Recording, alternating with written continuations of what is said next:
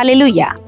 యోవేలు గ్రంథం 2వ అధ్యాయం 16వ వచనంలో పెండ్లి కుమారుడు అంతఃపురంలో నుంచి వస్తాడు, పెండ్లి కుమార్తె గదిలో నుంచి రావాలను అని వ్రాయబడినది.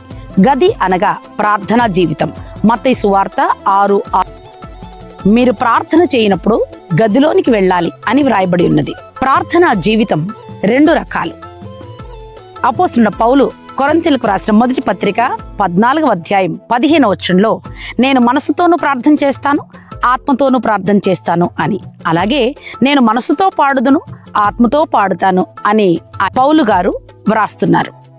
ప్రియ చెల్లి, తమ్ముడు, అక్క, అన్నయ్య, ఆ ఆత్మతో ప్రార్థన, మనసుతో ప్రార్థన, ఆ ఆత్మతో పాడడం, మనసుతో పాడడం అలవర్చుకున్నారా? మన ప్రభు త్వరగా రాబోతున్నారు. ఆత్మతో ప్రార్థన కూడా చేయవలసి ఉన్నది. మన సొంత విషయాలు, మన మనసుకు బాధ కలిగించే విషయాలు, మనకు సంబంధించిన విషయాలు ప్రార్థన చేయడమే మనసుతో ప్రార్థన. అయితే ఆత్మ ప్రార్థన ఉచ్చరింప శక్యం కాని మూలుగులతో ఆత్మ తానే మన పక్షంగా విజ్ఞాపన చేస్తున్నాడు అని రోమీలకు రాసిన పత్రిక 8వ అధ్యాయం 26, 27 వచనాల్లో వ్రాయబడి ఉన్నది. మనం యుక్తముగా ప్రార్థన చేయటం ఎలాగో మనకు తెలియదు.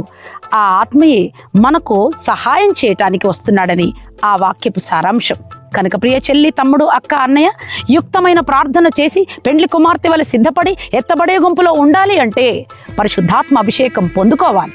ఆ ఆత్మ ప్రార్థన ఉచ్చరింప శక్యం కాని మూలుగులతో ప్రార్థన చేస్తూ ఆత్మ క్షేమాభివృద్ధి పొందుకొని పెండ్లి కుమార్తెగా సిద్ధపడి ప్రభు అయిన యేసు రమ్ము, ప్రభు అయిన యేసు రమ్ము అనే ప్రకటన గ్రంథం 22వ అధ్యాయం 20వ వచనంలో ఉన్న చివరిసారిగా పెండ్లి కుమార్తె చేయవలసిన ఆహ్వాన ప్రార్థన చేయగలిగే ఆత్మీయ స్థాయికి మనం ఎదగాలి.